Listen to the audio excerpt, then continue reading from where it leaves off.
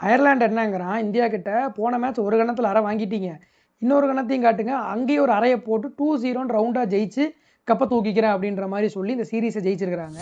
வைபவ் சூரியவன்சி விளையாடாதது வந்து சஞ்சு சாம்சன் அபிஷேக் சர்மாவுக்கே வந்து பிடிக்கல போட்டிருக்கு.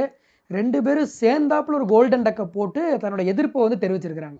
பிச்சு மட்டும் கொஞ்சம் ஃப்ளாட்டாக இல்லாமல் லைட்டாக பவுலர்ஸ்க்கு எதாவது அசிஸ்டன்ஸ் இருந்தால் போதும், நம்ம பேட்ஸ்மேன்லாம் வந்து பரதநாட்டியம், கதகளி, குச்சிப்புடி, பிரேக் டான்ஸு, சால்சான்னு எல்லாத்தையும் ஆடுறாங்க. பார்க்கவே அமேசிங்காக இருக்குது. ஃபஸ்ட்டு T20லே வந்து சேசிங் தான் வந்து பண்ணோம். ஆனால் பிச்சுக்கு ஏற்ற மாதிரி அடாப்ட் பண்ண தெரியலை, சேசிங் பண்ண முடியல. அதான் பார்த்தாச்சு. மறுபடியும் எதுக்கு செகண்ட் T20யில் டாஸை ஜெயிச்சு வராத அந்த சேசிங் எதுக்கு எடுக்கிறீங்க? அதான் பவர் ஹவுஸ் பேட்டிங் லைனப் அப்படிங்கிறீங்க இந்தியாவோடது. ஃபஸ்ட்டு பேட்டிங் ஆடி ஒரு 200 ரன்னுக்கு மேலே போர்டில் போட்டால் அயர்லாந்து ஆட்டோமேட்டிக்காக ப்ரெஷரில் வரப்போகிறான். தேவையில்லாமல் சேசிங்லாம் எதுக்கு நமக்கு?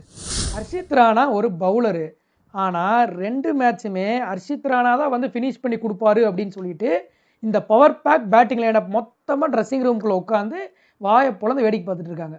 என்ன ரங்கா, நியாயமா? எல்லாத்த விட ஸ்ரேயாஸ் ஐயர் வந்து கடைசியில் ப்ரெசன்டேஷன் ஸ்பீச்சில் வந்து ஒன்று சொன்னா அப்படி என்னென்னா, அயர்லாண்டுக்கிட்ட இருந்து இதை நாங்கள் எக்ஸ்பெக்டே பண்ணல, அவங்க வந்து ப்ரொஃபஷனல் கிரிக்கெட்டை வந்து காமிச்சிட்டாங்க கிரவுண்டில் அப்படின்னாரு. அப்போ நீங்கள் ப்ரொஃபஷனல் கிரிக்கெட்டர்ஸ் இல்லை, நீங்கள் இப்போ அந்த வேலைக்காக அந்த நாட்டுக்கு போகல, அப்படி தானே? அப்போ சரி, இது பத்தாதுன்னு அடுத்து இங்கிலாந்து சீரீஸ் வேறு நடக்க போகுது, நடக்கட்டும். ஸோ இந்த இந்தியாவுடைய ஒரு டிவாஸ்டேட்டிங் லாஸ் அகெயின்ஸ்ட் அயர்லாண்டுக்கு எந்த ஒரு சினிமா டைலாக் கரெக்டாக சூட் ஆகும் அப்படிங்கிறத மறக்காமல் கமெண்ட்ஸ் விடுங்க.